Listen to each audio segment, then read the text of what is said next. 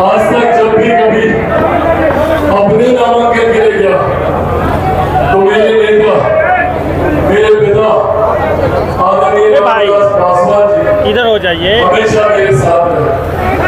हमेशा उन्होंने मजबूती से मेरा हाथ पकड़कर वो मेरा नामांकन कराने डीएम के ऑफिस लेकर जाते थे।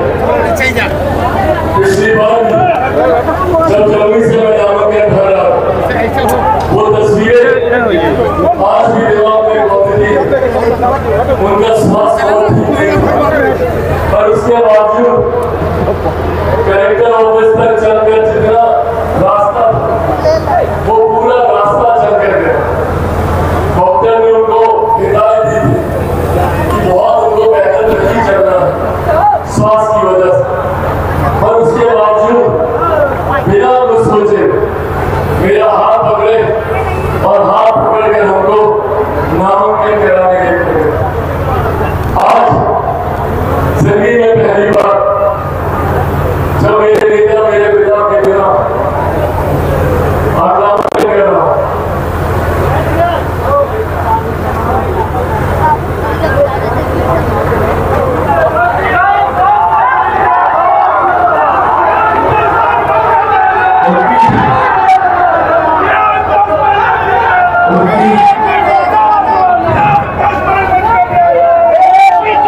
उनकी कमी महसूस होती है, उनकी कमी महसूस होती है। और खास तौर पर हाजीपुर हम लोग खुद नारा लगाते थे। मैं राजनीति में नहीं करता, पर जब भी उनके प्रचार में आता था तो हम लोग नारा लगाते थे कि हाजीपुर का सांसद कैसा हो, रामविलास पासवान जैसा हो। पर आज जब इस नारे के साथ मैं अपना नाम सुनता हूँ, जहाँ एक तरफ जिम्मेदारियों का एहसास हो रहा है तो वही दूसरी तरफ इस बात की कमी खलती है कि आज अगर मेरे नेता मेरे पिता मौजूद होते तो संभव आज मैं उनके लिए यहाँ आया होता, आज उनके नामांकन के लिए हम लोग आए होते। और आज ये ताकत भी वही देते हैं, ये हिम्मत भी वही देते हैं कि इस रण क्षेत्र में उतर कर मेरे नेता मेरे पिता के सपनों को पूरा कर सकूं, उनकी महत्वाकांक्षाओं को पूरा कर सकूं, उनके अधूरे कार्यों को पूरा कर सकूं।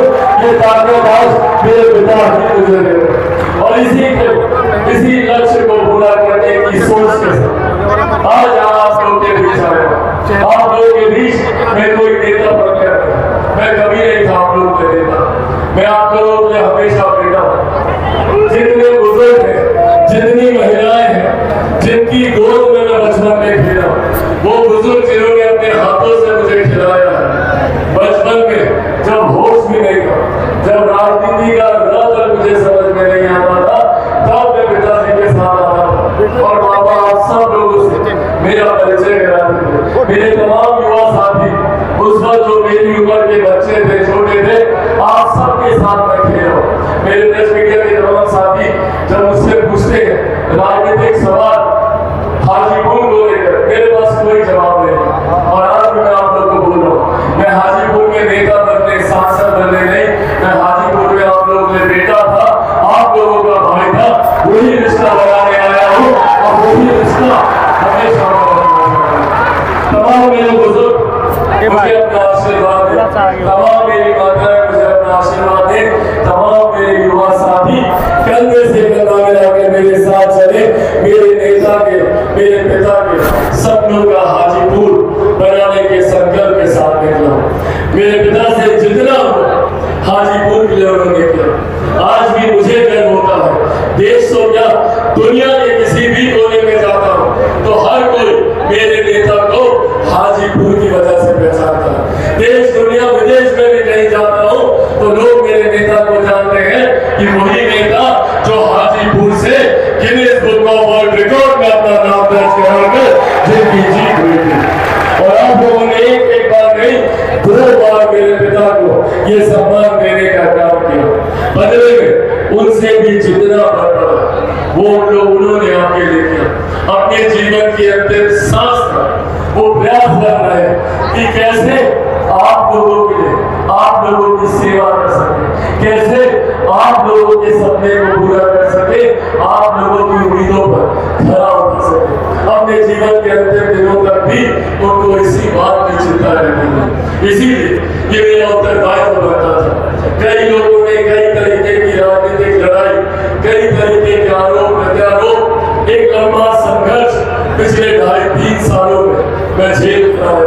पिछले 2.5-3 सालों में व्यक्तिगत तौर पर, राजनीतिक तौर पर कई उतार चढ़ाव मैंने मेरे परिवार में देखे, पर उन उतार चढ़ावों में एक चीज जो हमेशा स्थायी रूप से रही थी वो आप लोगों का साथ था, आप लोगों का प्यार था, आप लोगों का आशीर्वाद था।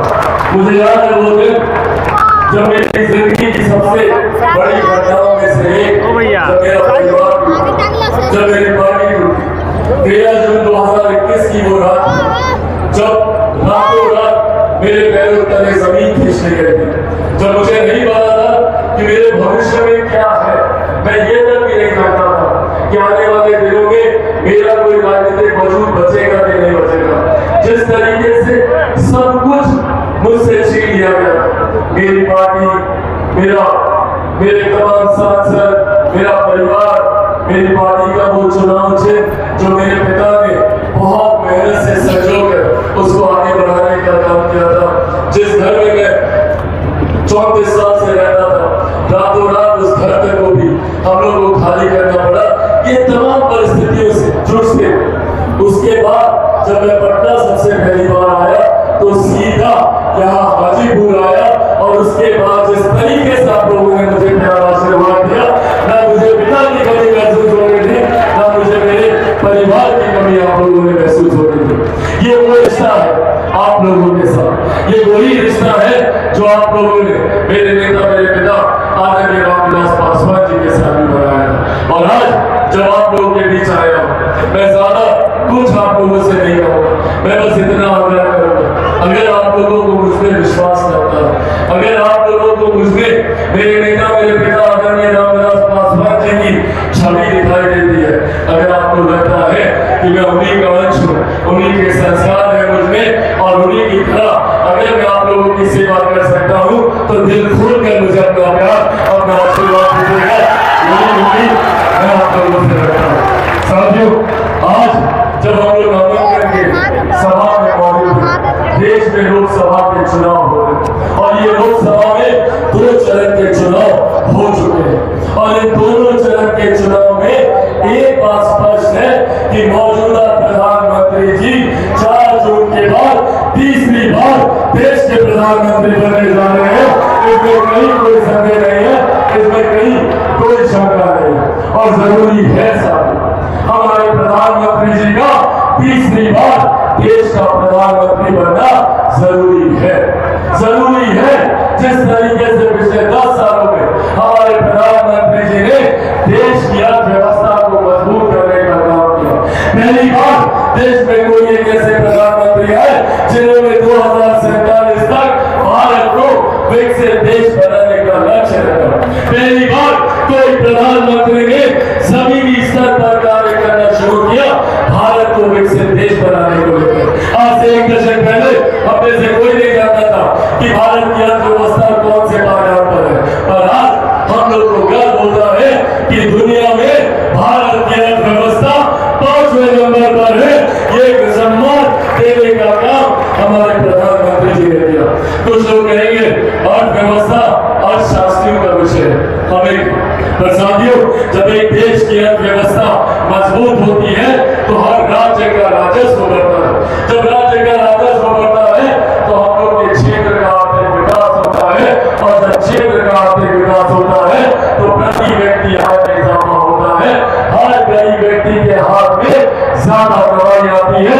ये वो सोच है जो आने वाले दिनों में भारत को एक विकसित देश बनाने की दिशा में लेकर जाएगी।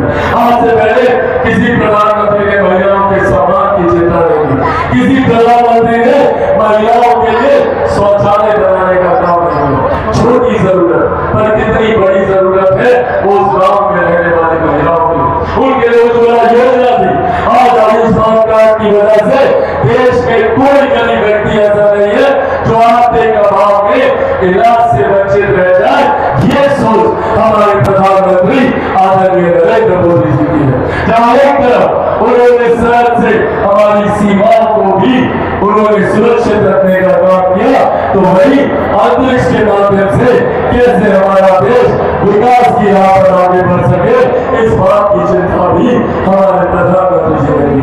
पर साथियों, आज जब यहाँ आप लोगों के बीच मौजूद हो, कई लोग आएंगे, विपक्षी दलों के कई नेता झूठ बना कर आएंगे, बड़ी बड़ी बातें करेंगे, जबकि हकीकत है ये वही लोग हैं जिनके ऊपर 55 साल तक केंद्र में हम लोगों ने भरोसा किया और 15 साल तक बिहार में हम लोगों ने भरोसा किया। जो लोग इतने साल तक बिहार का, देश का विकास नहीं कर पाए, आज जब ये लोग आते हैं तो इनके पास मुद्दा क्या है? ये मुद्दा उठाएंगे कि हम लोग इनहेरिटेंस टैक्स लेकर आए। क्या है ये विरासत का टैक्स? ये एक ऐसा टैक्स है जो आपकी जमीन, आपकी संपत्ति, जो भी जेवर जायदाद आप लोगों ने इकट्ठे की है, जो भी गरीब किसान ने छोटी जमीन को अर्जित करके रखा हुआ है, या एक गरीब मजदूर ने जो जमीन अपनी अर्जित कर रखी है, उसका 55% हिस्सा ये लोग आप लोगों से छीन लेंगे। इससे पहले भी कई लोग नौकरी के बदले में आप लोगों से जमीन छीन चुके हैं। अब ये लोग एक व्यवस्थित तरीके से जमीन हड़पने के लक्ष्य के साथ आगे बढ़ रहे हैं। ऐसे में साथियों, हम लोगों को इस बात को ध्यान देना है कि जो हमारी जमीन हड़पता है, हमें उसका साथ देना है, या जो हमें सम्मान देने का काम करता है, हमें उसका साथ देना है। हमें इस बात का ध्यान रखना है कि जो हमारी माताओं बहनों को गाली देने का काम करता है, जो लोग महिलाओं का अपमान करते हैं, याद कीजिएगा 90 का वो दशक, जिस तरीके से जंगल राज की वजह से घर की महिलाएं बाहर नहीं निकल पाती थी, आज वही जंगल राज की आहट दोबारा सुनाई देने लगी। जिस तरीके से राजद के नेताओं के सामने मेरे परिवार को गाली दी जाती है, गाली गलौज की सभ्य समाज में कहीं कोई जगह नहीं है, कोई स्थान नहीं है। पर ऐसे में जब इस तरीके के शब्दों का इस्तेमाल किया जाता है और इनके नेता खामोश रहते हैं, ये इनकी सोच को दर्शाता है कि किस तरीके से महिलाओं का सम्मान इनके लिए मायने नहीं रखता। इसीलिए साथियों, आज आगे करने आया हूं। एक तरफ प्रधानमंत्री जी है जो हम लोग को सम्मान, विकास की राह पर आगे लेकर जाने का काम करते हैं, दूसरी तरफ वो लोग हैं जो अपने लाठी में तेल पिलाने का काम करते हैं। इन लोगों के पास कोई मुद्दा नहीं है, इसीलिए लोग मुद्दा उठाते हैं। कभी संविधान खत्म हो जाएगा, कभी आरक्षण खत्म हो जाएगा, कभी लोकतंत्र खत्म हो जाएगा। याद कीजिए 2015 का विधानसभा का चुनाव, पूरा चुनाव राजद के नेताओं ने आरक्षण समाप्त हो जाएगा, आरक्षण समाप्त हो जाएगा को लेकर ये चुनाव लड़ने का काम किया। आज 10 साल बीत गए, बताइए किसका आरक्षण छीना है?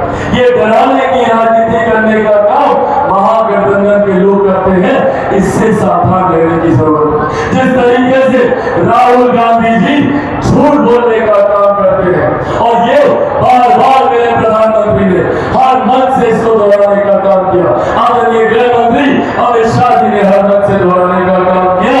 बार बार केंद्र की हमारी सरकार ने इस बात को स्पष्ट तौर से कहा है कि ना आरक्षण पर, ना संविधान को लेकर किसी तरीके का कोई बदलाव होगा।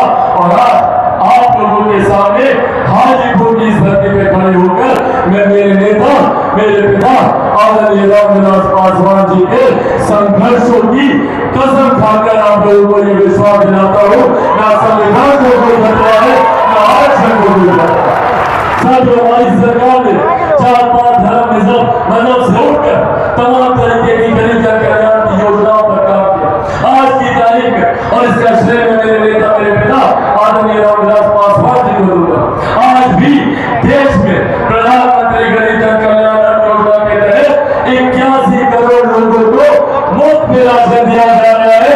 ये देश हमारे प्रधानमंत्री जी और मेरे पिता आदरणीय रामविलास पासवान जी की है। आप लोगों को मिलता है ना सर? किन लोगों को हाथ बढ़ाकर बताइए, हाथ बढ़ाकर बताइए। ये सोच मेरे प्रधानमंत्री जी की मुख्य धारा के साथ गरीबों को बाहर निकाल कर जोड़ने की। पिछले 10 सालों में 25 करोड़ से ज्यादा गरीब परिवार ये लोग भ्रम फैलाते हैं, आरक्षण समाप्त हो जाएगा। यहीं पर तेजस्वी यादव आकर चिराग पासवान के बारे में बोलकर जाते हैं कि चिराग पासवान कहते हैं कि जो संपन्न दलित है उनका आरक्षण छीन लेना चाहिए। झूठ बोलते हैं तेजस्वी यादव। मुझे दिखाने का कोई बयान, मुझे दिखाने एक जगह भी जहाँ पे चिराग पासवान ने ये बयान दिया है, एक जगह भी नहीं दिया। और अगर नहीं तो तेजस्वी यादव जी ये झूठ बोलना, झूठे बयान देना बंद कीजिए, नहीं तो मजबूरन हमको भी आपके ऊपर कार्रवाई करनी पड़ेगी। ये डर, ये भ्रम फैलाने का काम, ये डर, ये भ्रम फैलाने का काम जो लोग करते हैं, इन लोगों से साथियों हम लोगों को सावधान रहने की जरूरत है। मेरे नेता ने, मेरे प्रधानमंत्री ने किसी गरीब कल्याण की योजना में हिंदू मुस्लिम नहीं देखा, उन्होंने कहीं अगला पिछड़ा नहीं देखा। पर जो लोग 4-5 धर्म मजहब की राजनीति करते हैं, जिनको सिर्फ जातीयता सांप्रदायिकता में बांटने का काम करते हैं, वही लोग इस तरीके के भ्रम फैलाते हैं। और तो यहाँ तक भी बोलते हैं कि ये बिहारी है और ये बहारी है। बताइए चिराग पासवान कहीं से बहारी हो सकता है क्या? बताइए चिराग पासवान बहारी हो सकता है क्या? ये मेरी मिट्टी है, ये मेरी जमीन है, इस जमीन में मेरे पिता का खून पसीना मिला हुआ, ये मेरी जमीन है। और जो लोग बोलते हैं कि भैया चिराग पासवान बहारी है, तो वो लोग कौन लोग हैं जो विदेश से आते हैं और टूरिस्ट बनकर यहाँ पर चुनाव लड़ने का काम करते हैं? साथियों, आज बस आप लोगों से इतना आग्रह करूंगा कि जरूरी है विकास की राह से जुड़े रहे। जरूरी है कि जब हम लोग 400 पार के लक्ष्य को देश भर में हम लोग पार करने जा रहे हैं, तो वही बिहारियों की जिम्मेदारी और बढ़ जाती है। आज एक लंबे समय के बाद बिहार में डबल इंजन की सरकार, केंद्र में जिसका नेतृत्व प्रधानमंत्री जी कर रहे हैं, तो बिहार में मजबूती से उसका नेतृत्व मेरे मुख्यमंत्री नीतीश कुमार जी कर रहे हैं। वही मजबूती से उनका समर्थन आदरणीय जीतन राम मांझी जी कर रहे हैं, आदरणीय उपेंद्र कुशवाहा जी कर रहे हैं। इसीलिए साथियों बस ये आग्रह करने आया और आप लोगों से खास तौर पर करूंगा, क्योंकि आप लोग के अलावा अब मेरा परिवार और कोई नहीं है। मेरे परिवार के जो लोग थे उन्होंने भी अपना आशीर्वाद का हाथ मेरे सर से हटा दिया। आज मुझे कम से कम उम्मीद थी कि आज वो आते, आज मेरे चाचा जी, मेरे अभिभावक जिनको मैंने हमेशा अपना पिता, आज मुझे उम्मीद थी कि कम से कम आज के दिन एक बार बड़ा दिन रखते हैं, एक बार मुझे दिल से अपना बेटा मान लेते, तमाम गिलेशियों में भूलकर एक बार आज इस मंच पर आकर अगर वो मुझे गले लगा लेते, मैं तमाम सारी बातों को मैं भूल जाता। पर आज भी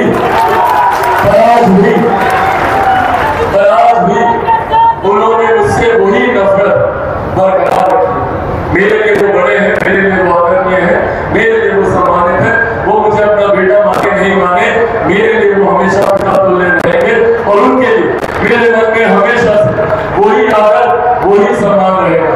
पर साथियों, आज जब आप लोग के बीच ईमानदारी से बोलता हूँ, आप लोगों ने मुझे मेरे पिता की कमी महसूस होने नहीं दी, आप लोगों ने मुझे मेरे परिवार की कमी महसूस नहीं होने दी, और इसके लिए मैं उम्र भर आप सबका आभार करूंगा। पर हाँ, एक बात और जरूर करूंगा, मेरे जीवन के सबसे कठिन दौर में कोई एक व्यक्ति जो एकदम ढाल रहता है, साय की तरह, भले वो व्यक्ति कभी सामने नहीं है, पर जिस तरीके से उन्होंने पीछे रहकर हमेशा मेरा संरक्षण किया, आज मेरा वक्तव्य पूरी तरीके से अधूरा रह जाएगा अगर आज इस मंच पर मैं मेरी भगवान, मेरी माँ, उनका आगे मैं जिक्र ना करूं। इन्होंने अकेले बिना हिम्मत हारे हुए, बिना डरे हुए, इन्होंने जिस तरीके से मुझे संभालने का काम किया, परिवार के टूटने के बाद, पार्टी के टूटने के बाद अपने आंसुओं की चिंता नहीं की, जिस तरीके से मेरे आंसू बोलती रहे, मुझे हिम्मत देती रहे, मुझे ताकत देती रहे, यही ताकत रहेगी मेरे पिता के पीछे और मेरे अस्तित्व के बीच में भी मेरी माँ ही है। मैं चाहता हूँ एक बार जोरदार ताली से आप लोग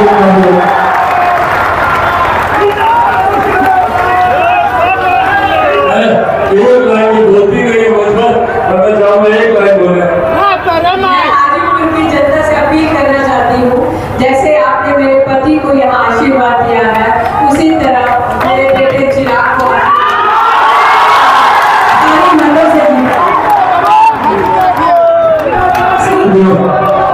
एक बार फिर से आप सबको धन्यवाद करता हूँ, आप सबको धन्यवाद करता हूँ।